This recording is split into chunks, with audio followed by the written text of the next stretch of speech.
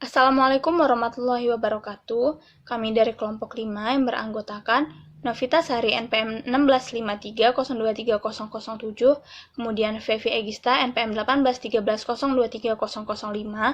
lalu ada Windy Pradani NPM 1813023008, dan yang terakhir ada M. Zaki Mubarok NPM 1813023048. Di sini kami akan mempresentasikan materi tentang logam mata uang. Di mana yang pertama kita akan membahas sumber dan kelimpahan. Unsur yang pertama yaitu tembaga atau Cu, di mana kelimpahan tembaga sendiri di kerak bumi sekitar 68 ppm. Beberapa persenyawaan logam tembaga terdapat sebagai senyawa sulfida seperti kalkopirit atau CuFeS2, kalkoksid Cu2S, krisokola CuSiO3, malasit Cu2OH2, CO3, kuprit Cu2O, bornit Cu5FeS4, kemudian turquoise atau CuAl6PO44OH8 4H2O. Kemudian untuk unsur perak, kelimpahan perak di kerak bumi sendiri sekitar 0,08 ppm. Sumber utama perak ialah argentit atau Ag2S. Perak murni didapatkan dari proses sampingan dalam produksi logam lain seperti tembaga. Kemudian sebagian besar ditentukan dalam keadaan bebas sebagai butiran yang biasanya tercampur dengan emas dan tembaga. Kemudian untuk unsur emas sendiri umumnya terdapat sebagai tellurida atau AuTe2. Kelimpahan relatif emas sendiri di dalam kerak bumi diperkirakan sebesar 0,004 gram per ton, termasuk sekitar 0,001 gram per ton terdapat di dalam perairan laut. Kelimpahan emas di kerak bumi sekitar 0,004 ppm dan di laut sekitar 1 kali 10 pangkat min 3 ppm, tergantung pada lokasinya. Emas sendiri didapat dari tellurut, pirait emas, dan endapan aluvial. Kemudian untuk cara isolasi logam mata uang sendiri, yang pertama untuk unsur tembaga, dalam ekstraksi tembaga dari biji sulfida ini sendiri dapat dilakukan dengan dua proses, yaitu yang pertama dengan proses termal pirometalurgi atau dengan proses pelarutan air yaitu hidrometalurgi. Untuk proses pirometalurgi ini sendiri, di mana proses pengolahan biasanya diawali dengan penghancuran biji atau crushing, kemudian dilanjutkan ke proses flotasi untuk memisahkan mineral tembaga, kemudian setelah itu dilanjutkan dengan memanggang atau roasting dalam tungku, dan di dalam tungku itu sendiri biasanya ditembakkan dengan pembakar menggunakan batu bara, minyak, atau gas alam. Dari hasil roasting ini sendiri akan membentuk terak besi silikat. Nah, terak silikat ini sendiri akan spontan membentuk dua lapisan, yaitu lapisan atas dan lapisan bawah. Untuk lapisan atas yang mengandung terak besi silikat akan dikeluarkan secara berkala, dan lapisan bawah dikeluarkan untuk memberikan matte cair yang sebagian besar yaitu Cu2S dan Fes. Akan tetapi dari proses pirometalurgi maupun hidrometalurgi ini masih didapatkan tembaga yang belum murni, sehingga masih perlu dilakukan pemurnian tembaga secara elektrolisis dengan hasil kemurnian 99,95%. Kemudian ekstraksi perak, yang merupakan salah satu metode ekstraksi logam yang melibatkan peremukan biji argentit atau Ag2S dengan larutan natrium cyanida yang terareasi. Dalam proses ini, garam perak diekstrak sebagai ion kompleks dicyanoargentat 1. Kemudian dilakukan penambahan logam zinc. Penambahan logam zinc mengakibatkan terjadinya reaksi pendesakan atau penggantian tunggal ion Ag+ oleh logam zinc, membentuk ion kompleks yang sangat stabil. Lalu pemurnian logam perak sendiri dilakukan secara elektrolisis dengan elektrolit perak nitrat yang diasamkan, dan perak tak murni dipasang sebagai anoda dan perak murni dipasang sebagai katoda. Cara isolasi logam mata uang. Ekstraksi emas. Ekstraksi emas dapat dilakukan dengan berbagai cara. Yang pertama, sianida. Proses sianidasi. Proses sianidasi terdiri dari dua tahap penting, yaitu proses pelarutan, dan proses pemisahan emas dari larutannya. Pelarut yang biasa digunakan dalam proses sianida adalah NaCN, KCN, CaCN2, atau campuran ketiganya. Yang kedua, proses amalgamasi. Amalgamasi merupakan metode ekstraksi logam emas yang lebih sesuai untuk biji dalam bentuk emas murni yang bebas atau free native gold dengan kadar emas tinggi. Proses amalgasi dilakukan dengan cara mencampur biji emas dengan merkuri cair hingga membentuk suatu paduan HgAu. Pada dasarnya, amalgamasi merupakan proses kimia fisika. Air raksa menyelimuti partikel-partikel emas membentuk pasta yang disebut amalgam.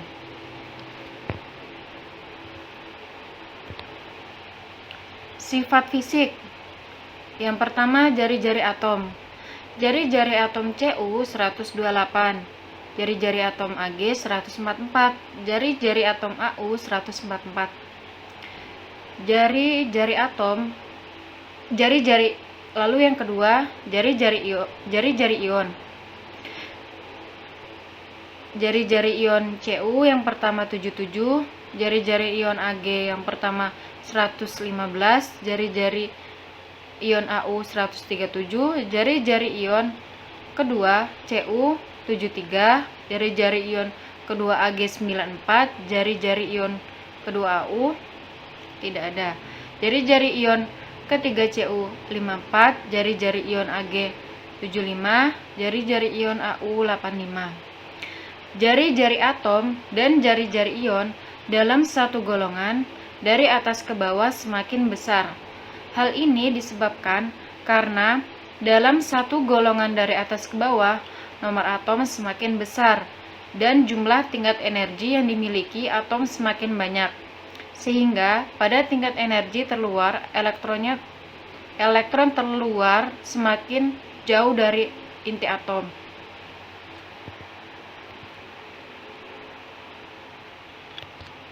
Lalu titik leleh.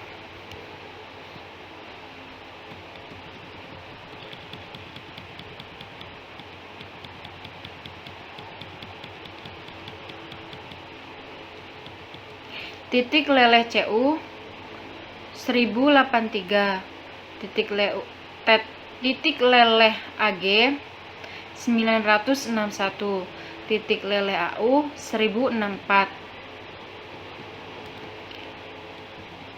titik didih Cu 2570, titik didih Ag 2105, titik didih Au 2808. Titik leleh dan titik didih pada logam golongan 11 dari atas ke bawah dalam satu golongan semakin kecil.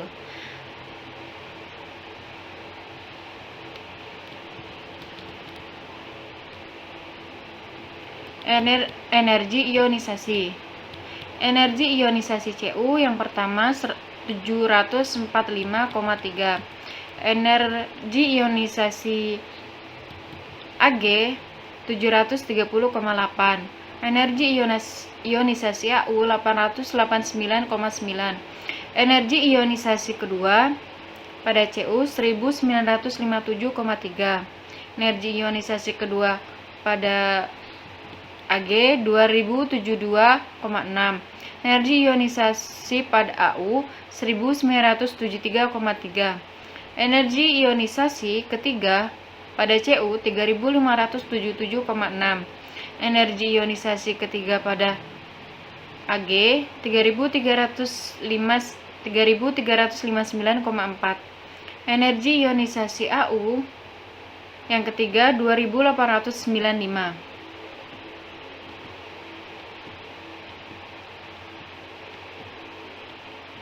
Energi ionisasi dalam satu golongan dari atas ke bawah semakin kecil.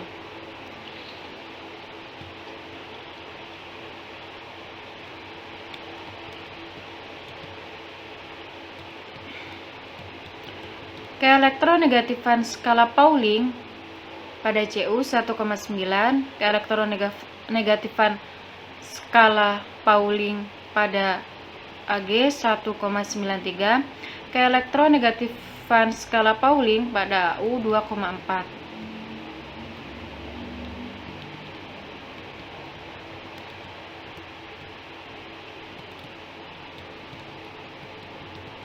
Afinitas elektron. Afinitas elektron pada Cu 119,2, afinitas elektron pada Ag 125,6, afinitas elektron pada Au 222. Densitas pada Cu 8,95, densitas pada Ag 10,49, densitas pada Au 19,32.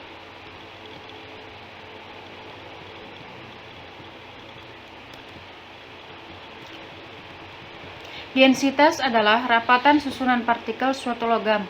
Pada golongan 11 memiliki densitas yang cenderung meningkat dari atas ke bawah dalam satu golongan, yaitu dari Cu ke Au. Hal ini dikarenakan massa atom relatif dari Cu ke Au yang semakin besar tetapi menempati volume yang hampir sama.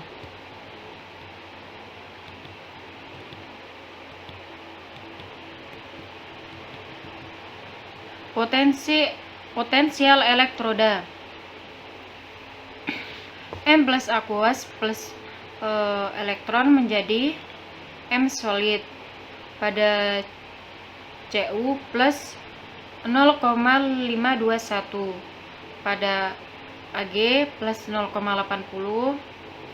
pada Au plus 1,69. M2 plus aqueous plus 2 elektron menjadi M solid pada Cu plus 0,34, pada Ag plus 1,39, pada Au tidak ada.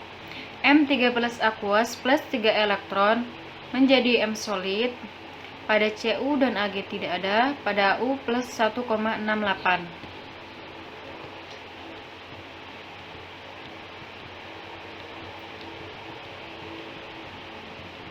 Dapat dilihat pada tabel sifat fisik golongan 11 memiliki bilangan oksidasi yang beragam. Tembaga Cu stabil pada bilox plus 2, perak Ag stabil pada bilox plus 1, sedangkan emas Au stabil pada bilox plus 3.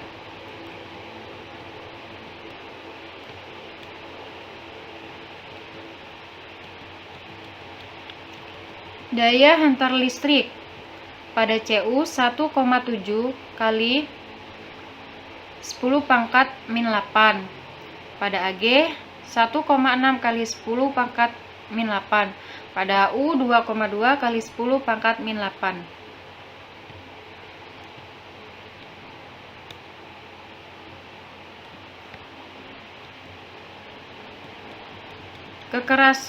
Kekerasan atau skala Mohs pada Cu 3,0, pada Ag 2,5, pada Au 2,5.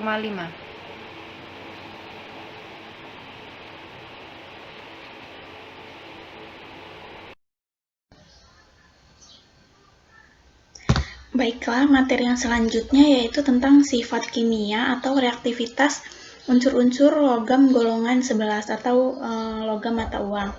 Yang pertama itu dengan oksigen. Jadi tembaga dengan oksigen ini pada kondisi yang istimewa, yaitu pada suhu sekitar 300 derajat Celcius, tembaga ini dapat bereaksi dengan oksigen membentuk CuO yang berwarna hitam. Sedangkan pada suhu yang lebih tinggi, sekitar 1000 derajat Celcius, maka akan terbentuk tembaga satu oksida atau Cu2O yang berwarna merah.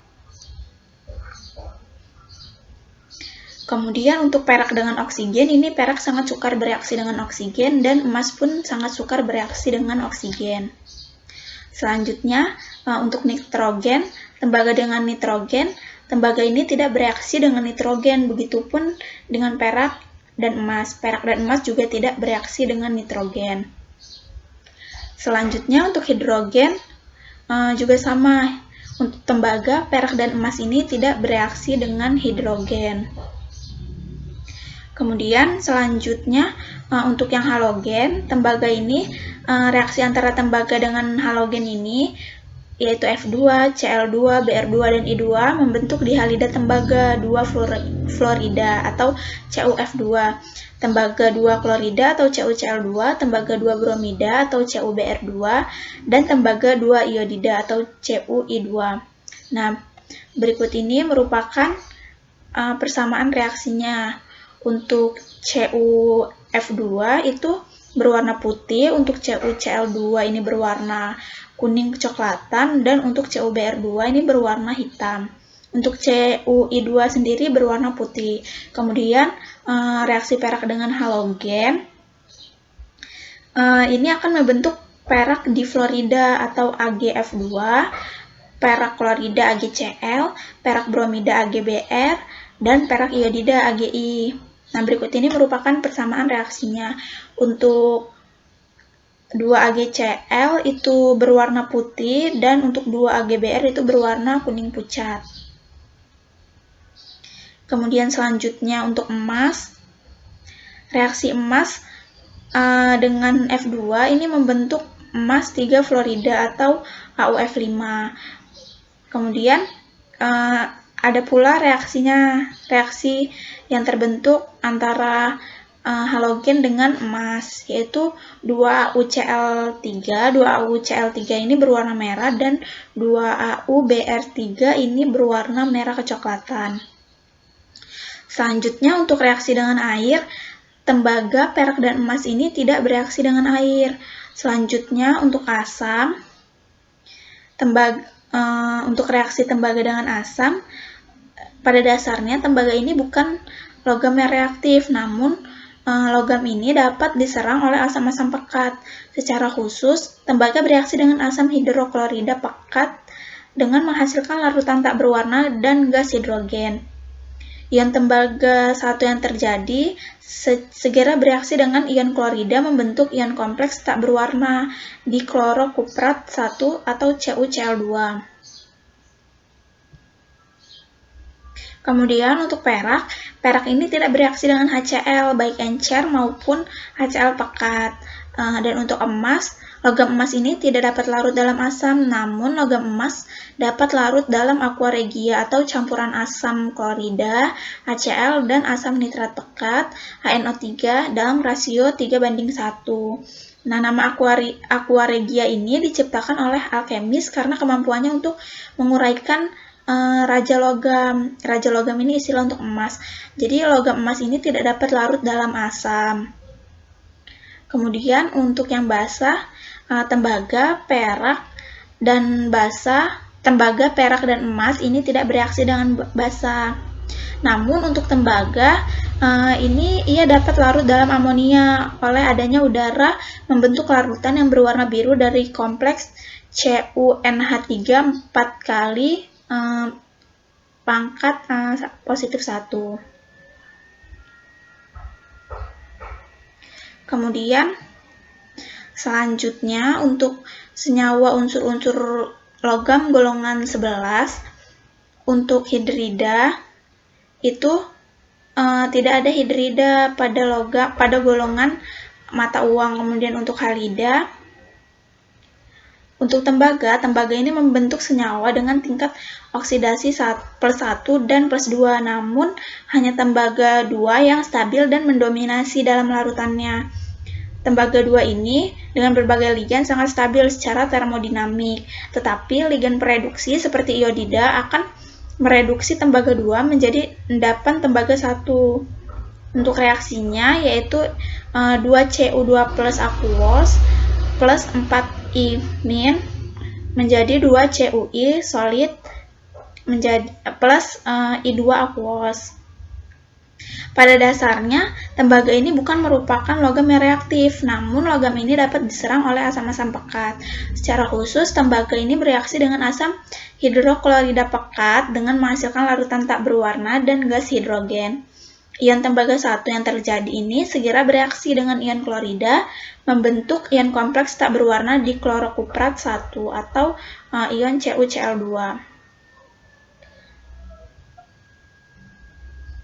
Selanjutnya untuk halida yang perak, AgF ini merupakan salah satu dari beberapa garam perak atau iodida yang berupa hidrat 2H2O dan 4H2O. Fluorida ini membentuk hidrat seperti AgF 4H2O yang dibuat dengan melarutkan kristal Ag2O dalam larutan HF. Untuk reaksinya itu adalah Ag2O solid plus 8H plus aqueous plus F min aqueous menjadi AgF 4H2O solid. Kemudian persenyawaan perak dengan halida ini ada AgF2 yang berwarna coklat, kemudian ada AgF yang berwarna kuning, Ag2F yang berwarna kuning kehijauan, AgCl yang berwarna putih, AgBr yang berwarna kuning pucat, AgI yang berwarna kuning.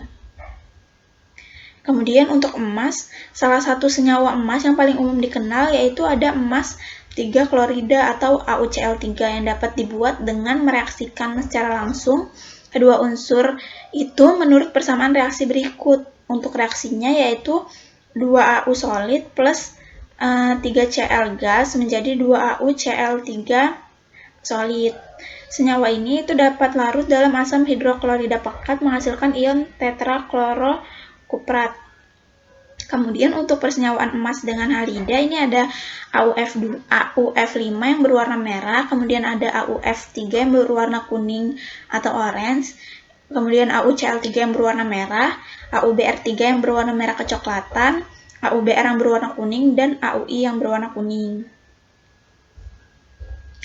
Kemudian untuk oksida,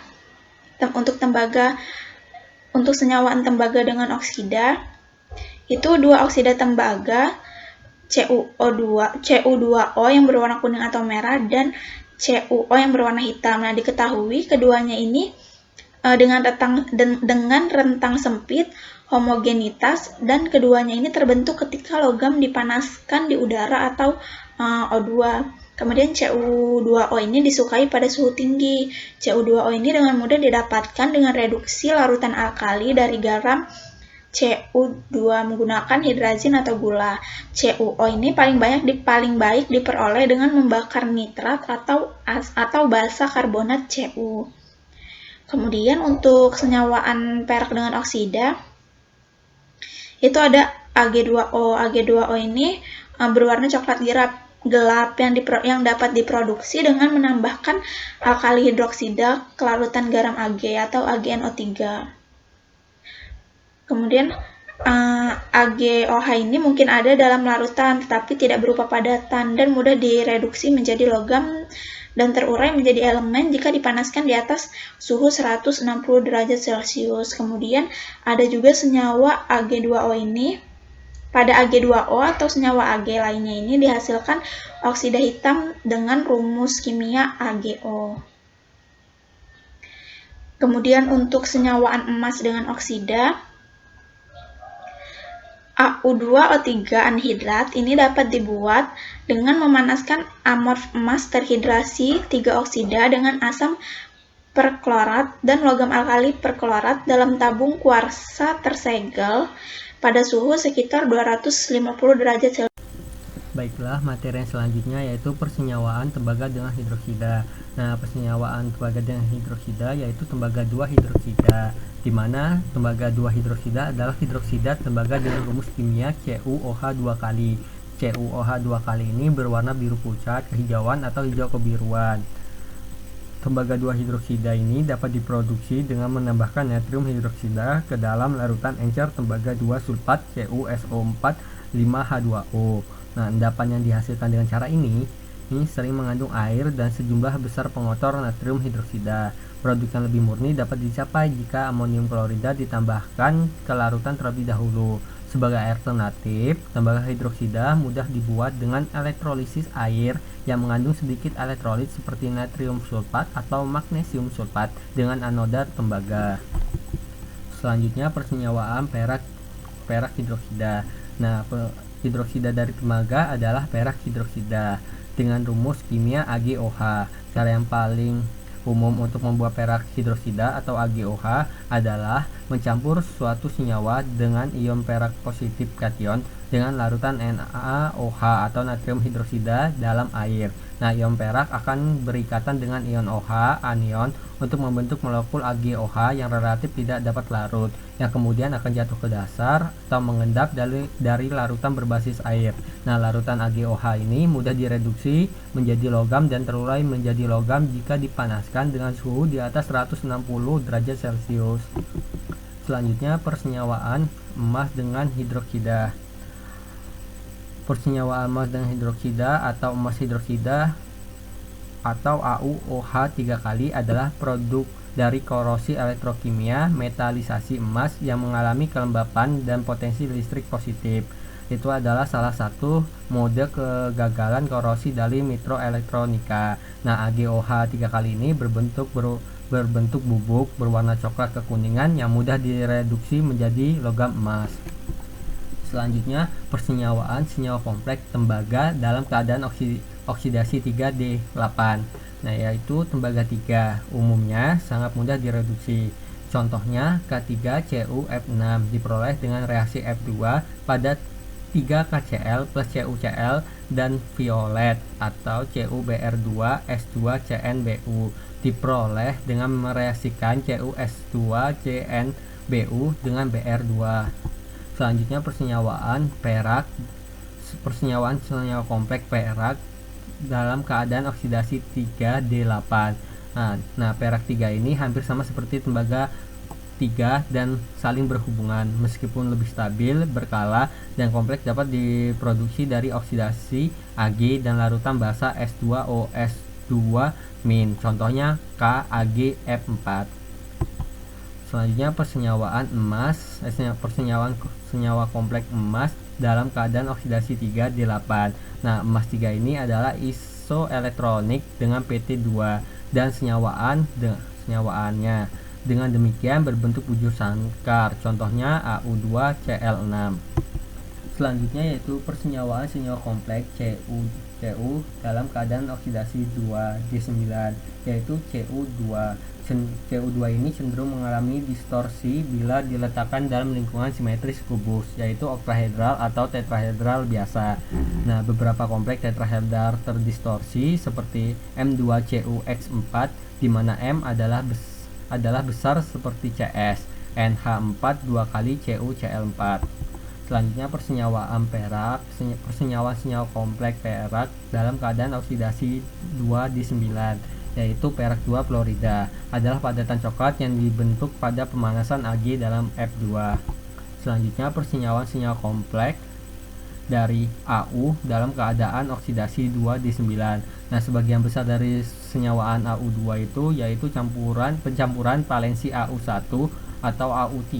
Contohnya termasuk sulfat Au, SO4 2 kali dan kompleks kloro CS2 Au1 Cl2 Au3 Cl4.